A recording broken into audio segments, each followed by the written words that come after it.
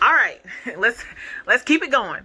Welcome back again. Like, comment, subscribe, you know, all that good stuff. I love you guys, and thank you guys for supporting my page, and thank you guys for coming. Thank you guys for trying to access some type of healing in your life.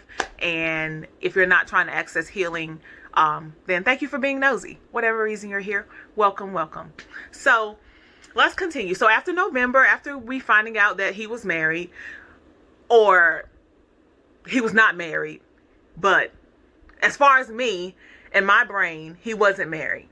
Okay, because he told me that he wasn't married. He had told me about it all. I accepted it as truth, and we went along with our lives. Now, at the time that I did find this out, I'm like, my thoughts are, there's no way he can be married. How?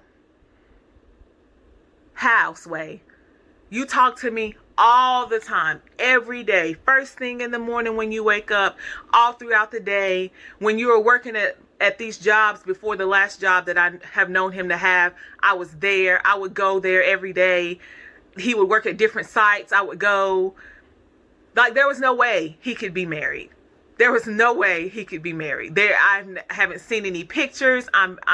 You know, his wife obviously doesn't go to the gym that we go to because I'm going to the gym with him. He, you know, shows public affection to me. We are going restaurants in public. Everything. How could you not even slip up and make a mistake and say anything about it? So that's why it was truth to me, because there's no way. There's absolutely no freaking way this man could be married. So moving on. So let's say, as the time went on, I decided that I wanted to go on a vacation. Did this happen in November 2019 or did this happen in 2018?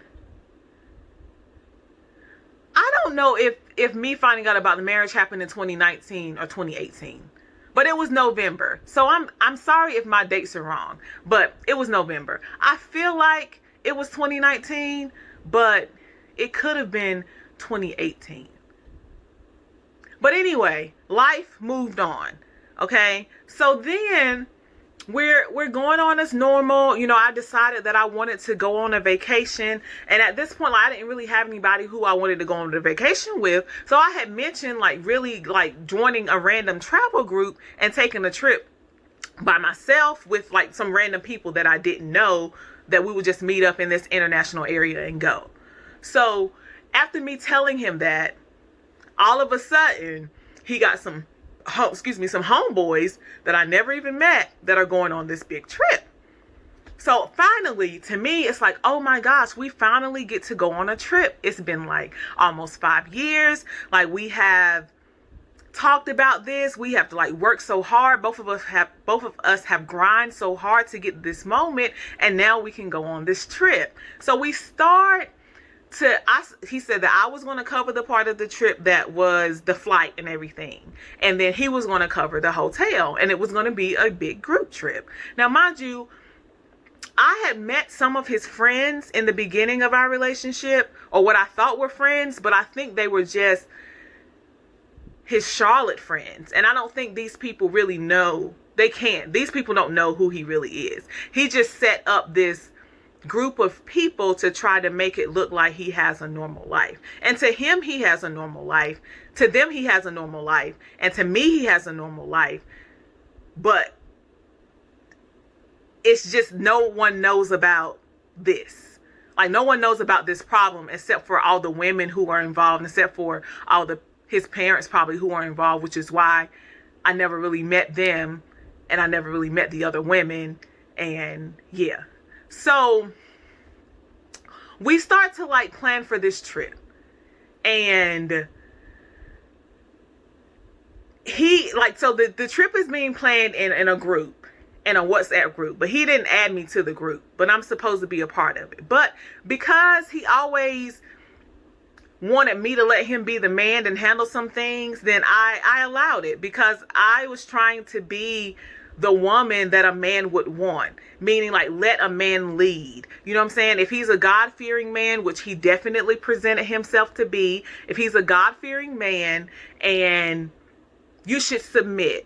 No, you should submit to your husband, but you need to submit to the man that God sends you, not the man that the enemy sends you. Because any person that's sent into your life that you date that really ain't your husband probably wasn't sent by God. But anyway, we're not going to get into that. But so anyway, I was letting him handle that part, and I was handling my part. So mosey on. We have another Thanksgiving and another holiday that he's not able to attend, which this has been our story, but it's okay because he made it like he was always working on holidays because he wanted to get the extra pay. So of course I'm a grinder. Dude, do what you gotta do. I understand. February of 2020, my life changed forever. Forever. So it was a Sunday that I assumed we were going to spend time together. And he said that he wasn't able to. So then I got upset. But this is the norm. I always get upset when we can't spend time together. So I'm like, okay, okay. I remember being in the cookout line, like about to get some food, and he's texting me like, hey, good morning, like, how was church? And I let him know how church was, and he just kept talking. I'm like, so are we going to see each other today? Because don't be cushion talking to me. All I want to know is, are we going to be able to spend time together today? And then he's like, no, I don't have time. I got to do this stuff for my grandma. Then I got to go to work. So almost every weekend he had to go get a prescription for his grandma. Your grandma don't need that many pills. You're lying. So, but anyway, I believed it because I wanted to believe it. But this particular Sunday didn't sit well. So I get upset, and now we're arguing while I'm in this cookout line. And then I have to get out of the cookout line because when we argue, when he disappointed me, I couldn't eat. And this is, I don't know what this is called, but when somebody has that type of effect on you, when you guys argue and you can't continue on with your life, like you can't continue on with your plans for that day, when you can't continue on with eating for that day, that relationship has too much control over your life, and that relationship is very, very toxic. That's not how relationships are supposed to go. But because that is how I always did relationships, that's all I knew. So I didn't know that's not how relationships were supposed to work. Because if I knew that was toxic, I would have left 4 years ago, because those weekends that we weren't spending together then had the same effect on me.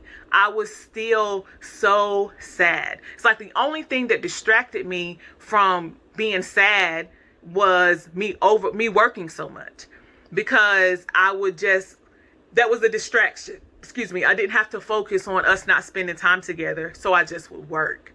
So that particular Sunday, I couldn't eat, and it just would not, I couldn't swallow what he was telling me. I just couldn't swallow it.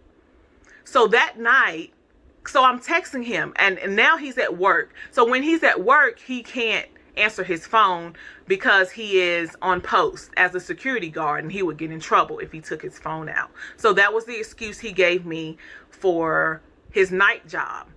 So that's why whenever he didn't answer his phone at night, I even had stopped even calling him at night because he never was able to respond. But that was a lie too, because he wasn't even really working that job.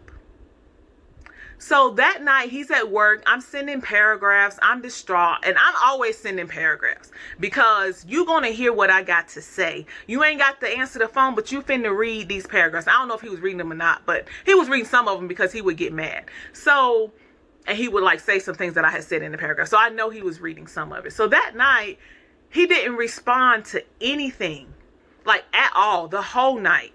So by the time it got really, really late, I was like, let me drive over to his house again and see if his car is there. Of course, in my heart, I already knew his car wasn't going to be there. So I drive over, no car. Now I'm mad. So then I drive over to this wife's address that we had forgotten about and, had forgiven and assumed that it wasn't really his wife. I drive over there, see if there's a car. No car. So I'm like, what is happening? What is happening? At this point, I know something is happening and I don't know what's happening. So Monday morning, February, I think it was 9th or 10th, maybe February 10th, I woke up and I said, Lord, whatever it is that I'm about to find out, please help me to handle it. Help me to keep it together, because for some reason I knew I was going to find out something.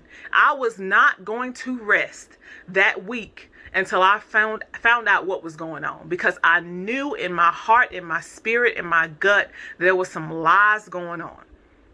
So that morning he calls me and he's walking into the gym and just acting like everything is normal. And I'm like, you're going to go to the gym and you're not going to come over to my house and see what's going on after I done left you all these text messages, all these voicemails? What? And he's like, yo, you tripping because I'm not trying to talk when you tripping. You really tripping. No, I'm really not. No, like, you need to tell me what's going on. Where were you at last night? I was at home. No, your car wasn't there. How you know my car wasn't there with a parking lot full of cars? Because I drove around the whole entire thing. I know your license plate. I know what your car looks like. It wasn't there. No, I was there. Where did you sleep at last night? I slept at my house. What you talking about? What you mean? No, you didn't. So I'm like, okay. What's your baby mama's name? And I asked this because in all these 5 years, he has told me different names for her. But I didn't realize that he told me different names because it wasn't important for me to remember her name, because that's none of my business. Like, you already made it seem like she's this bad person. I'm never going to meet her. So what's the point of me knowing her name? But this time, I wanted to know what her name was. So he told me a fake name, of course, but only one of the names was fake. I don't remember, was the last name was fake. The first name was fake, I think, but the last name was not. So then I was like, what's your son's name? So he tells me his son's name. I'm like, what's his middle name? Then he says he doesn't have a middle name. Now I know when that son was born, he told me that boy's whole name and he had a middle name. And I was like, he had a middle name when he was born. What do you mean? What do you mean he doesn't have a middle name? This is the first lie. This is the first time that I knew he was lying, because I knew the boy had a middle name, and now you telling me that he doesn't. So at that point, I was like, you know what? Okay.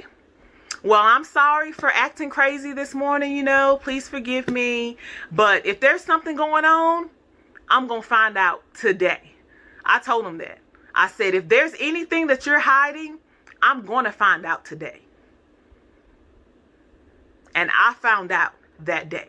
So I got off the phone with him. He's texting me and he's saying, blah, blah, blah, blah. You need to stop tripping. We going on this trip. Like, you know what I'm saying? He's trying to gloss it over like he's done every other time. But in my mind, I'm like, nope, I can't wait till I get to work so I can get on this computer. And so I can find out what's going on. So upon my research on the computer and upon me paying this little search site, I don't even remember what it was, but I was so desperate until I didn't want that little information that it was giving. I wanted it all. This background check website. So I paid like $12, I don't know, for a membership so I can get in and find out what was going on.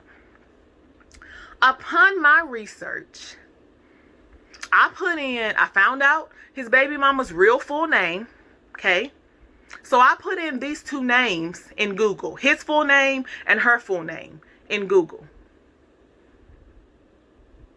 And the first thing that pops up is a Target baby registry. A Target baby registry for a baby that is going to be born in January, that was due in January.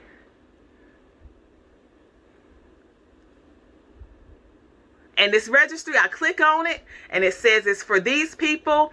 This guy has a very specific last name. I don't know anyone else with this last name. So I knew it was him. And I knew it was the girl because I done found her and I done found her picture and I done found her job because he told me what kind of job she does. So I know it's her. But he told me what kind of job she does a long time ago. But I'm telling you, it all started to add up.